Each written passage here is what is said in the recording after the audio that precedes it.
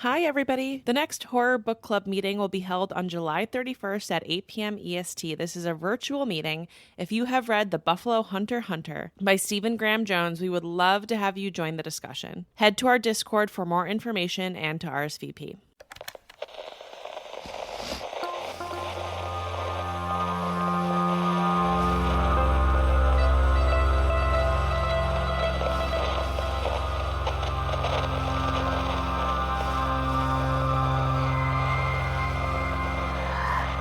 Hello, everyone, and welcome back to another episode of the Lunatics Radio Hour podcast. My name is Abby Branker, and today I am back to talk to you more about Spring-Heeled Jack. There's nothing incredibly graphic about this topic, but there is some allusions to sexual assault and just being attacked, personally being attacked by somebody, which, I think can be a little bit intense. So I'm just going to put out that soft warning at the beginning of this episode.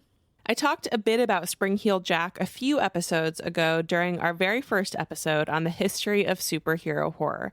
And candidly, it was a tale that I'd been vaguely aware of. I have Spring-Heeled Jack coffee from last podcast on the left, but I didn't really understand the lore behind it. And so when it came up as part of the superhero research, I was really hooked into it. And part of the reason why I was so hooked into it is because there's so many firsthand sources and interviews via articles and reporting on when it happened, which was in the mid 1800s in England. So I wanted to dive a little bit more deeply into the research of this phenomenon, if you will. We don't really know exactly what it was, whether it was a prank or just an amalgamation of different copycats or whatever it could have been. It's very rare, I feel like, to have so much reporting on something like this, on folklore. And that's why I wanted to just give it a little bit more airtime and read you some of these articles from the 1830s that talk about people's experiences. I think that's pretty cool. I want to say thank you to April Branker, who found so many firsthand sources in the form of these newspaper articles. I'm going to quote from these extensively in this episode, and I will cite them as I go, but thank you so much to my mom, April Branker, for her help with that. There's going to be a little bit of redundancy to how I talked about this a few episodes ago, but we're going to fill it in with much more history and, again, with these articles in this episode. The thing about these sightings of Spring-Heeled Jack, which are so fascinating, is that while there's so many reports, all of them vary quite a bit. And there's some similarities, of course, that string these together, but generally there's quite a lot of variance. And I think that maybe we'll talk about this more at the end, but probably lends itself a bit to the theory of a copycat or a prank where multiple people were doing something once the legend became a newspaper sensation. I think it's always been the case of humanity that when something is being reported on or made public, it suddenly becomes very interesting and exciting for people to try to use that as some sort of platform, even if they're masked, right? Even if they're hiding behind a costume or this existing caricature of a high-jumping demon, however we want to define Spring-Heeled Jack. I still think that's certainly a motivator here. So Spring-Heeled Jack, like I said, is a figure from Victorian London. I mean, really, I would say he's in some ways like an urban cryptid, for lack of a better word, right? There's tons of sightings, tons of sort of variants around the legend, but he has this sort of cryptid energy to him. In a lot of the articles that we're going to reference today, he's called a ghost. And at the time, that was certainly part of the zeitgeist. One of the reasons why we love Victorian England so much is because it's so inherently spooky, right? And one of the reasons why is because there was just a general commonplace belief in ghost sightings. Some citygoers believed that pale entities would stalk and attack anyone walking home alone at night. And that's something that we've seen a lot in different cautionary tales that are told to kids, right?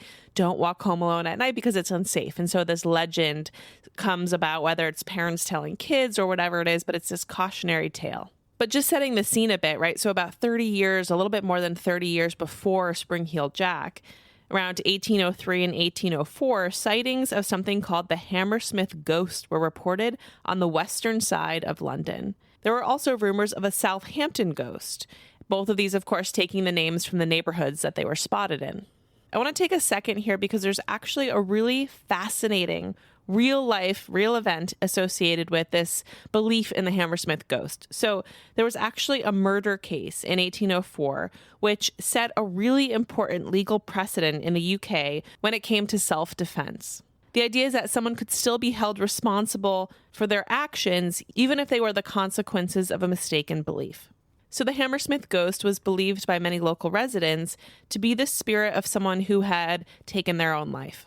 And sadly, on January 3rd, 1804, a 29-year-old excise officer, which is like a tax officer, named Francis Smith, shot and killed bricklayer Thomas Millwood. He mistook the white clothes that Millwood was wearing, because he was a bricklayer, for literally a ghost. Like, he thought that he saw this man dressed in white and he must be a ghost, so he shot him.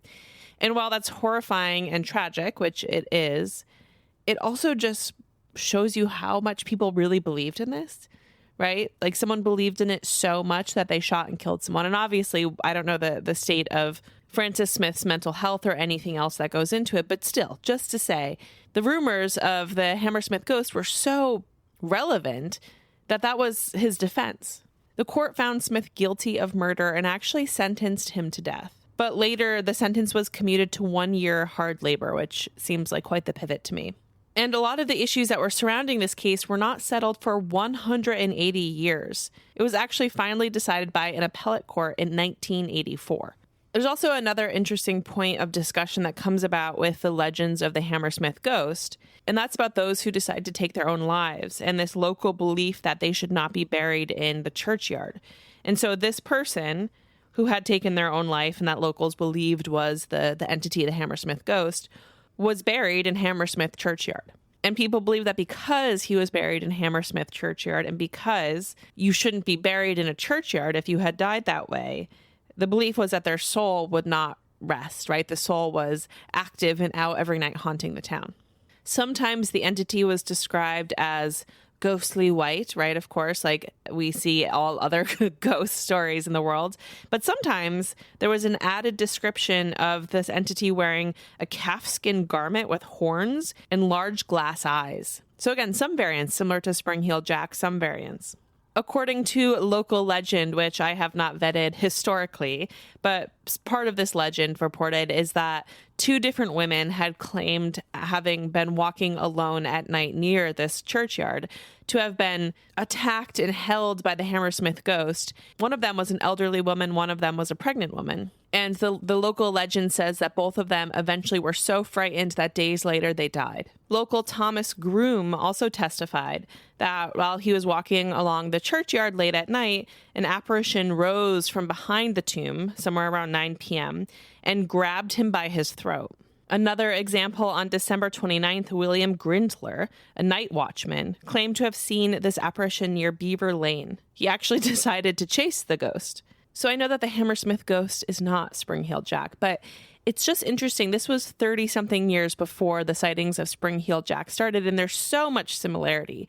In this case, it's a bit more contained, right? Because the Hammersmith ghost is part of the Hammersmith neighborhood of London, which is right next to Kensington and near Chelsea. And this is just one example, right, from one neighborhood in London that was happening as a precursor to Spring-Heeled Jack. But this certainly isn't the only example, right? It's just a really good reflection of the belief at the time.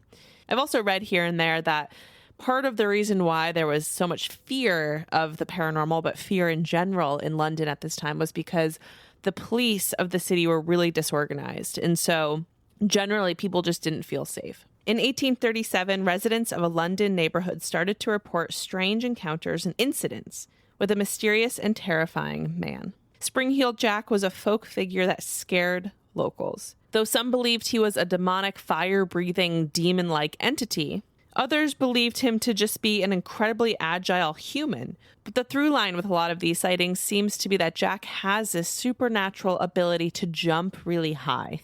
Almost all of Jack's claimed attacks happened against women. Not all, but most of them. And the very first sighting of Jack is often traced back to October of 1837. It was reported by a woman working as a servant who was named Mary Stevens. She was walking on Lavender Hill after visiting her parents in Battersea. As Mary walked through Clapham Common, a terrifying, shadowy figure leaped out in front of her. The man held her arms and kissed her while he ripped at her clothing. She described his hands as, quote, cold and clammy as those of a corpse, end quote. After screaming, the man fled the scene, and a search ensued, but he was never found. The very next day, a figure leapt out in front of a traveling carriage, causing a crash. So Jack seemed to attack in a few different ways. Sometimes he was reported to ring a doorbell, and again, he would use what people described as claws quite often to shred the clothing of the person coming to the door. Other times, it was reported that he would attack people as they walked along the street, or like in this case, even jumping out in front of a carriage. Other reports around this time also claimed that the assailant presented as a ghost or a bear. And again, I know that maybe that sounds ridiculous to us, right? But thinking back to the Hammersmith ghost, people were so afraid of ghosts in London at this time that even a bricklayer who was simply wearing his white uniform was shot and killed because somebody believed that he was actually an apparition. Some reports of Jack claimed that he was wearing red shoes and armor, and others that he could breathe blue fire. So again, it's sort of all over the place, but the unifying factor seems to be his ability to jump, and then also the way that the attacks come about, right? Either while you're walking home alone at night or coming to answer your door. So while the press reported on this quite a bit, and we're about to get into some of the firsthand articles that talk about this, they generally remained pretty skeptical of the reports, but they still published them. And in January of 1838, John Cohen, the Lord Mayor of London, actually made a public statement. It had become that much of a nuisance, right, that he needed to address it publicly. He tried to reinforce the theory that the attacks were due to a band of wealthy men causing chaos. We'll talk a bit about some of the theories at the end. But let's talk a little bit about the report of Jane Alsop. So in 1838, a man rang the doorbell of Jane Alsop, or the Alsop house, right? But Jane came to the door. He was yelling that Spring-Heeled Jack had been caught, but that they needed her help. Jane delivered a glowing candle to the man on the street outside of her home, but he rewarded her by blowing blue flames into her face, and again shredding her clothes and scratching her with metal claws. Jane was unable to get away until her sister came to her rescue. She would later describe the man as having red fireball-like eyes, wearing a tight white outfit and a helmet. So this account is really important because it helped to fuel the rumors that Jack indeed was a devil. I'm going to read you this excerpt from the Examiner, which was published on February 25th, 1838.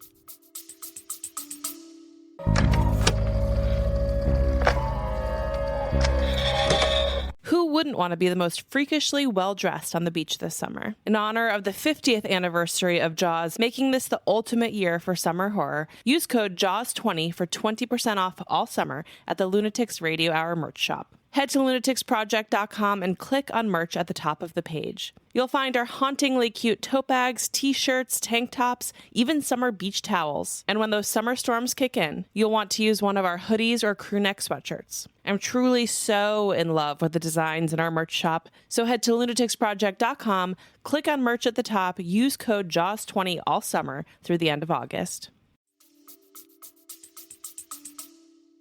Lambeth Street. Outrage on a young lady.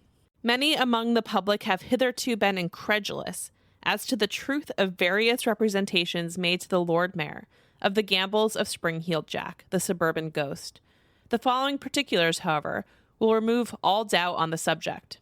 On Wednesday, Mr. Alsop, a gentleman of considerable property, residing at Bearbind Cottage in Bearbind Lane, a very lonely spot between the villages of Bow and Old Ford, accompanied by his 3 daughters, waited upon Mr. Hardwick and gave the following particulars of an outrage committed on one of the latter, Miss Jane Alsop, a young lady 18 years of age, stated that at about 8:45 on the preceding night, she heard a violent ringing at the gate in front of the house, and on going to the door to see what was the matter, she saw a man standing outside, of whom she inquired what was the matter and requested he would not ring so loud. The person instantly replied that he was a policeman and said, "For God's sake, bring me a light. We have caught Spring-Heeled Jack here in the lane." She returned into the house and brought a candle and handed it to the person, who appeared enveloped in a large cloak, and whom she at first really believed to be a policeman. The instant she had done so, however, he threw off his outer garment,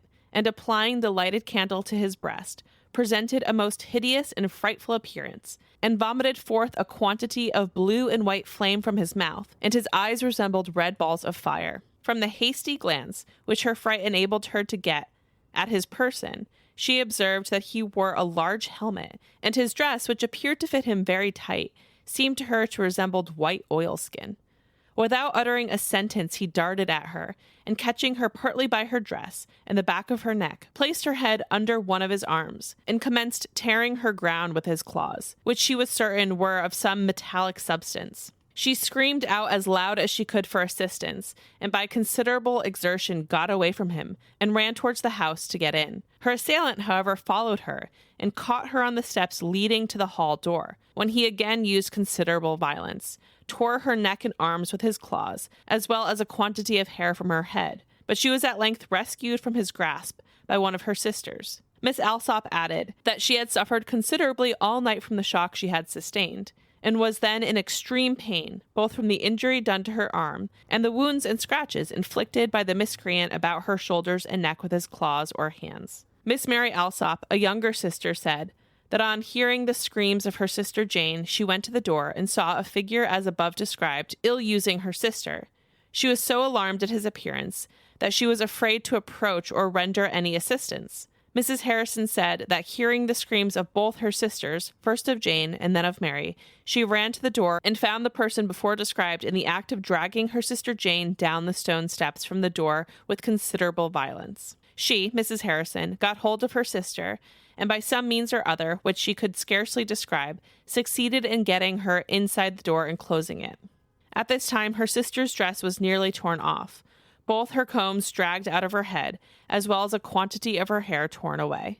The fellow, notwithstanding the outrage he had committed, knocked loudly 2 or 3 times at the door, and it was only on their calling loudly for the police from the upper windows that he left the place. Mr. Alsop, who appeared very feeble, said that he and Mrs. Alsop have been laid up for several weeks past with a rheumatic affection, so as to be scarcely able to get out of bed. But such was the alarm of the night before that they both got out of bed, and he managed to get downstairs and found his daughter Jane, with her clothes torn, and having all the appearance of receiving the most serious personal violence. The article goes on, but I'm going to stop there. So again, that was a quote from an article in the Examiner, which came out February 25th, 1838. I know it was a little bit long, but I just thought it was interesting because it talks in so much detail about what happened, but also because so many of the Alsop family saw this, right? And then the police came in and they saw it, right? So it was validated in many ways. And also all 3 of the sisters saw the attacker, according to this account. So I think what it validates is that the attack is real, right? Whether or not we believe that the entity is supernatural isn't that important, because I think generally most of us don't. But it's that there was copycats, at least, or someone claiming to be this figure going around London. And whether it was one person or many people, we may never know, but that the attack itself certainly seems to have happened. A few days after Jane Alsop was attacked, a woman named Lucy Scales was walking with her sister in a different London neighborhood when a man jumped in front of the pair. Again, he was described as breathing blue flames. This time, Jack's breath actually caused one of the women to have a seizure-like fit, and both of the attacks on Lucy and Jane happened closer to London's city centre than the others, which took place mainly in the suburbs. So this article from the Morning Post, which was a London newspaper from March 7th, 1838, talks a bit about Lucy Scales' encounter. Lambeth Street. The ghost, alias Spring-Heeled Jack, again. Yesterday, Mr. Scales, a respectable butcher residing in Narrow Street, Limehouse, accompanied by his sister, a young woman 18 years of age, attended before Mr. Hardwick and made the following statement relative to the further gambols of Spring-Heeled Jack. Miss Scales stated that on the evening of Wednesday last, at about 8:30, as she and her sister were returning from the house of their brother, and while passing along Green Dragon Alley, which sounds very cool, they observed some person standing in an angle in the passage. She was in advance of her sister at the time, and just as she came up to the person, who was enveloped in a large cloak, he spurted a quantity of blue flame right in her face, which deprived her of her sight, and so alarmed her that she instantly dropped to the ground and seized with violent fits, which continued for several hours. In reply to the question of Mr. Hardwick, Miss Scales said that on approaching the individual, she thought it was a woman, from the headdress being apparently a bonnet or something of that description, but she was afterwards satisfied that it was a man. He appeared to her to be tall and thin, but her sister, who was with her, could give a more accurate description of this person, as she had a better opportunity of noticing him. But she was not at home when the officer called, else she would have attended. Mr. Scales said that on the evening in question, in a few minutes after his sisters had left his house, he heard the loud screams of one of them, and on running up Green Dragon Alley, he found his sister Lucy, who had just given her statement on the ground in a strong fit, and his other sister endeavoring to hold and support her. She was removed home, and then he learned from his other sister what had happened. She described the person to be tall, thin, and gentlemanly in appearance, enveloped in a large cloak, and carried in front of him a small lamp, or bull's eye, similar to those in the possession of the police. On her sister, who was a little before her, coming up to the person, he threw open his cloak, exhibited the lamp, and puffed a quantity of flame from his mouth into the face of her sister, who instantly dropped, and such was the effect of the light upon her eyes that she had to cover them with her hands for an instant or two, when she went to the assistance of her sister. She also stated that the individual did not utter a word, nor did he attempt to lay hands on them, but walked away in an instant. Mr. Scales remarked that it was not a little singular that one of his sisters had been reading in a newspaper a few minutes before they left his house, the account under the head of his office of Spring-Heeled Jack, when he remarked that it was not likely that this personage would come to his neighborhood, from the account so far from alarming his sister appeared to have different effect. Mr. Scales then handed in a certificate of which the following is a copy. Quote, "This is to certify that on Wednesday, the 28th, I visited Lucy Scales of Weeks Place, Limehouse, who was suffering from hysteria and great agitation, in all probability the result of a fright. Charles Pritcher, surgeon." End quote. So by April, Spring-Heeled Jack seemed to have found his way to the coast, according to this article from the Times, published on April 14th, 1838. Quote, "Spring-Heeled Jack has, it seems, found his way to the Sussex coast. On Friday evening between 9 and 10 o'clock he appeared, as we are informed, to a gardener near Rose Hill, in the shape of a bear or some other four-footed animal, and having first attracted attention by a growl, then mounted the garden wall, covered as it was with broken glass, and ran along it upon all fours, to the great terror and consternation of the gardener, who began to think it time to escape. He was accordingly about to leave the garden, when Spring-Heeled Jack leapt from the wall, and chased him for some time. The dog was called, but slunk away, apparently as much terrified as his master. Having amused himself for some time with the trembling gardener, Spring-Heeled Jack scaled the wall and made his exit. The fellow may probably amuse himself this way once too often." End quote. So I find this one to be really interesting because I don't really know the tone of this article. Is it a parody? Is it purposefully being silly, or do we believe that it was this bear? You know, it's hard to really interpret that one right now with the historical knowledge that I have. So if there are historians listening that might have a better idea about the tone of this short little snippet claiming that this bear was Spring-Heeled Jack, is it just that there was this incident with a bear and the reporters being cheeky, or did the gardener believe that? You know, I don't quite know, but I thought that was an interesting one to throw into the mix here. Sightings of Spring-Heeled Jack lasted until 1904. So from 1837 until 1904, people continued to report sightings of Spring-Heeled Jack. And obviously, there's a different range to these, right? Some of them maybe feel more concrete than others. And many believe that the last sighting of Spring-Heeled Jack actually happened in Liverpool. So in 1888 in Everton, which is like a neighborhood in North Liverpool, it was believed that he actually appeared on the rooftop of a church that was on Salisbury Street called St. Francis Xavier's Church.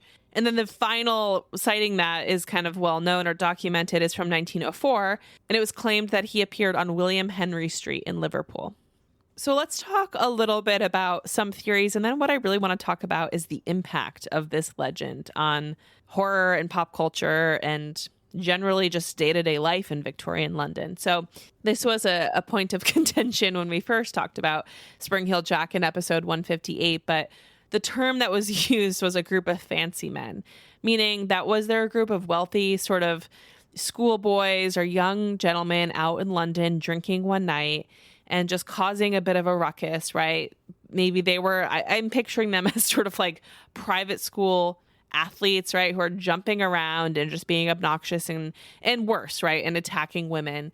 And maybe something like that turned into a copycat situation.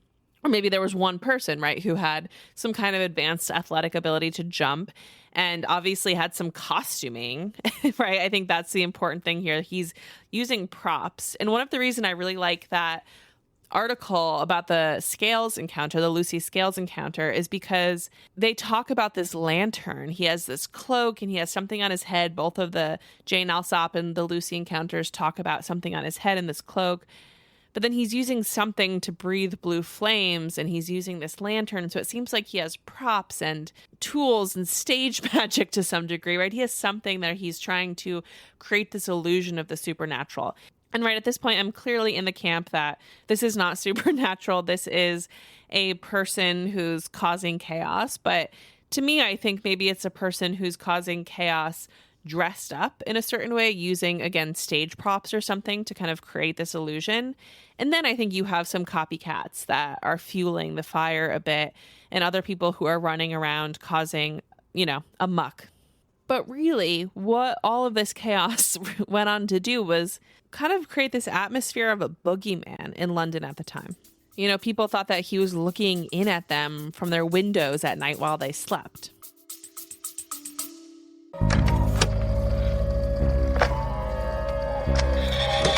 If this isn't quite enough chaotic horror and history content to scratch your itch, consider joining our Patreon. We have a ton of fun creating bonus episodes, writing essays that explore some of our favorite horror topics, and presenting spooky classic literature. Plus, all new members get a welcome package in the mail, a lifetime discount to our merch store, and new stickers whenever we have new designs to share. Head to patreon.com/lunaticsproject to join.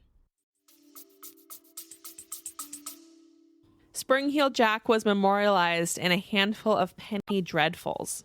For anyone who doesn't know, penny dreadfuls are sort of like affordable serial pamphlets or literature, kind of predating comic books, I suppose, that were released during the 19th century. And a lot of them were quite spooky or dark. But anyway, so he became a character in a handful of penny dreadfuls released in the late 1800s. Interestingly, he was first a villain in these, and then he turned into a hero, which I think is quite fascinating and also quite related, I would say, to this very thin line that we talked about a lot during the history of superhero horror series between being a superhero and being a supervillain, and that's why Batman is so popular, right?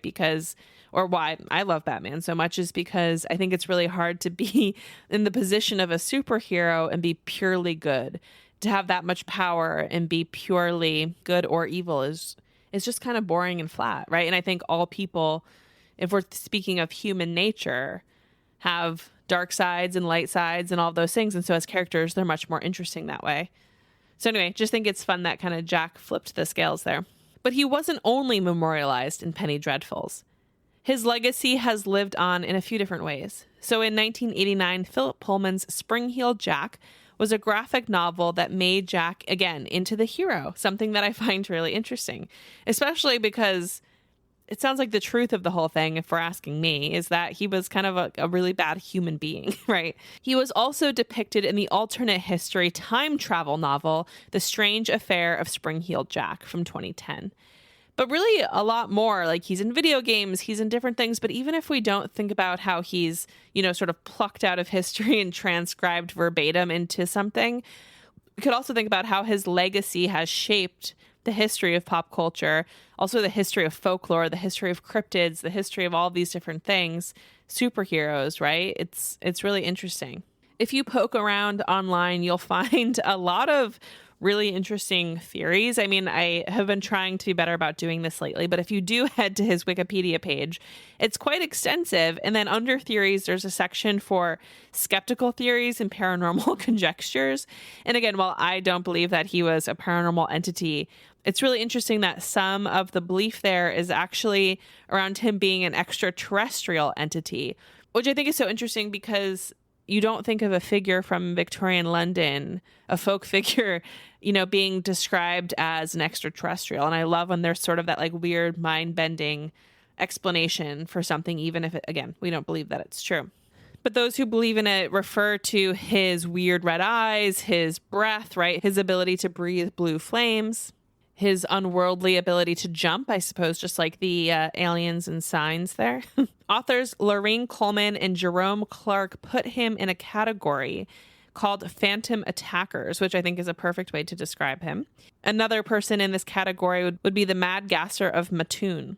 So they describe phantom attackers as being kind of these entities that appear human, but that display these inhuman abilities. In the mid-1900s, there was actually a sort of counterpart or copycat that popped up in Prague, who became known as the Spring Man of Prague, and was reported to have been seen in Czechoslovakia from 1939 until about 1945.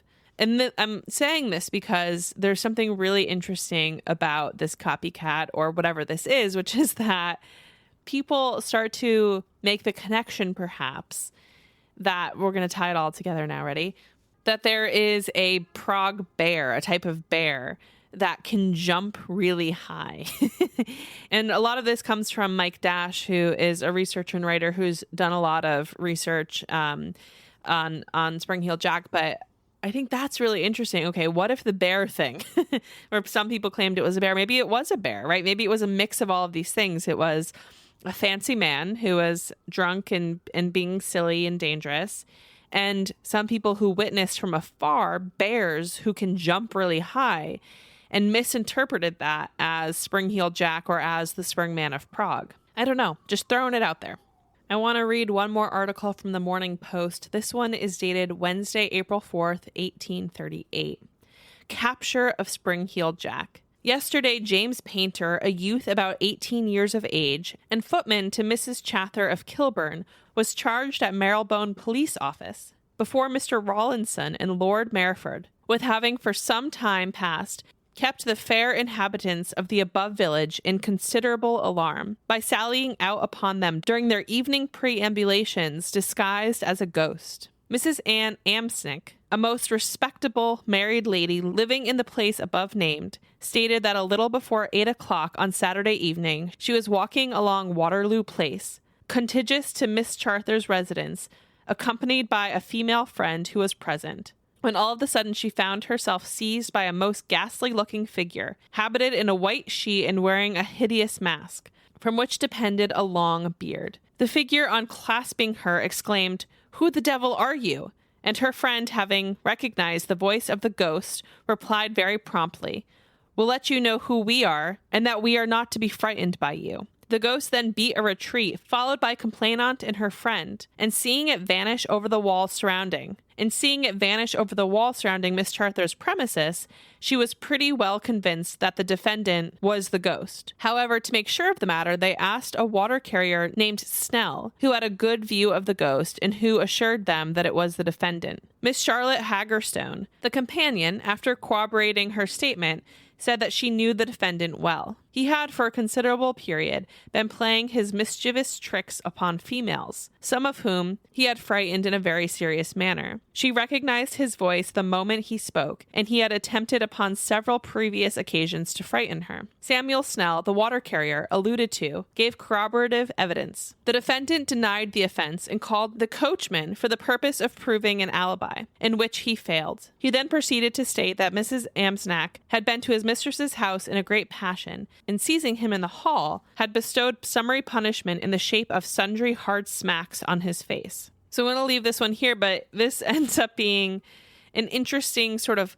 Spring-heeled Jack caught moment, and clearly there's tons of different sightings and attacks that happen after this date. This is only April of 1838, and this goes on until 1904.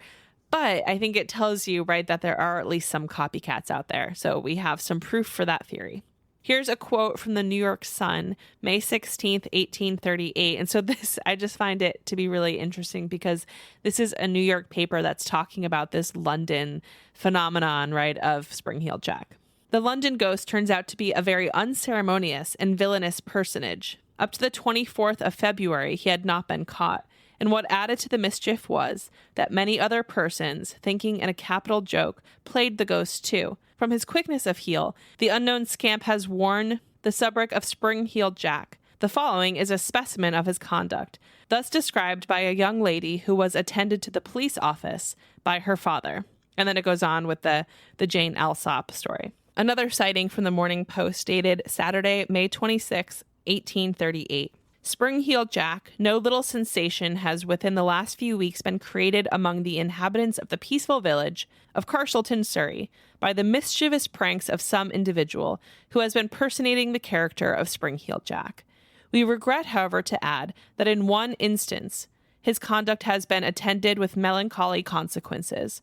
For a few days since, a youth of the name of Thomas Worth, about 14 years of age, the son of a poor, hard-working widow woman living in the village, while going to his work at about 6 o'clock in the morning, was pursued unperceived by the scoundrel in some awful disguise, who suddenly jumped upon his back, which so alarmed the unfortunate youth that he instantly became bereft of reason, in which state he still continues. He is totally unable to give any description of the fellow, who will therefore escape the punishment he so richly merits." End quote. From the London Dispatch and People's Political and Social Reformer, Sunday, October 28, 1838. Falmouth, Spring-Heeled Jack. On Saturday night, as Miss Simmons' eldest daughter of Mr. J. Simmons, who had been spending the evening with some friends, was returning to her father's house, attended by a manservant, when she had nearly reached the gate, some miscreants caught hold of her dress, which terrified her to such a degree that on entering the house she became seriously ill, and continued so until Tuesday morning, when she expired from the effects of the fright. End quote. I mean, that is just an horrible, horrifying story.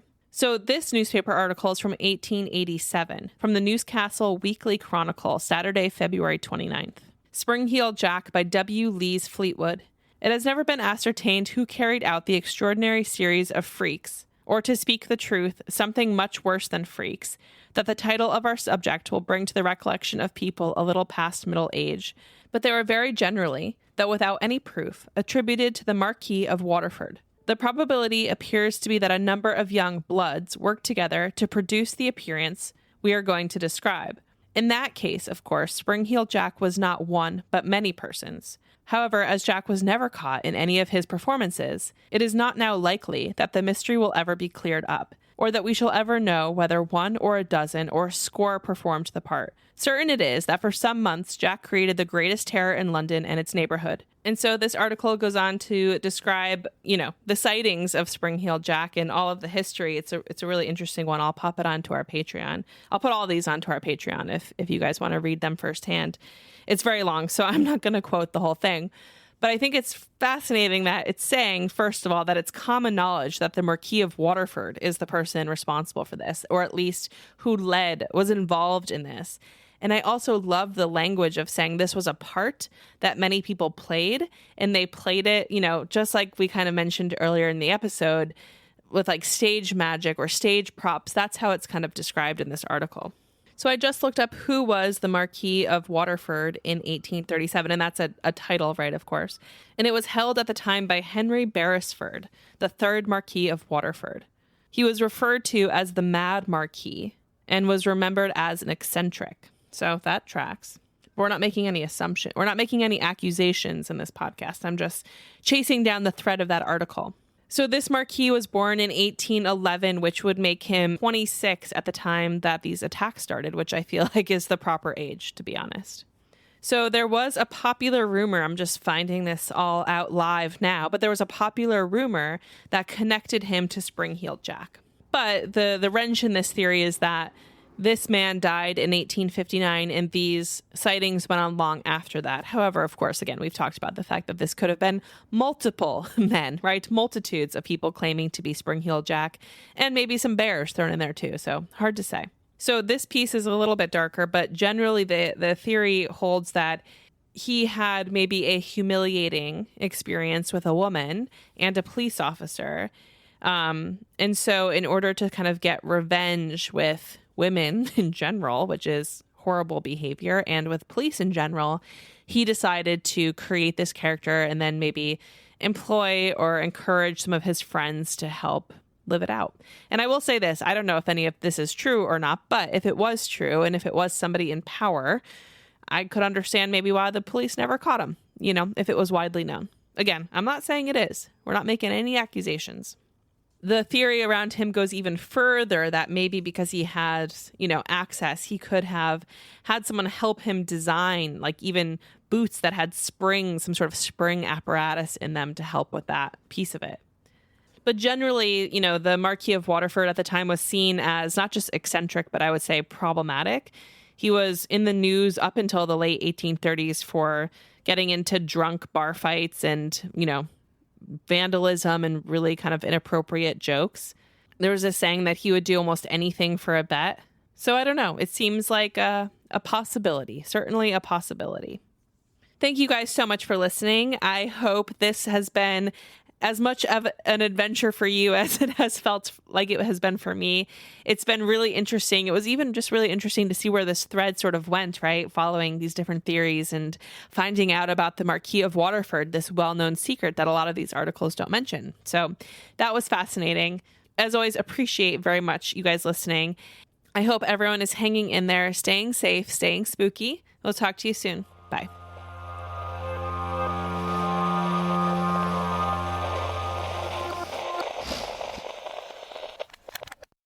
Looking for even more creepy content? Consider joining our Patreon for way more content just like this, including bonus episodes and very special deep dives. You can also join us on Discord if you want to stay involved in the conversation, and find our video content on YouTube, TikTok, or Twitter, Facebook, Instagram, anywhere you like to get your social updates. And of course, head to lunaticsproject.com where you'll find our very, very spooky merch and links to everything you need to know. Are you upset by our egregious fabrication of facts? Tell us about it on Discord.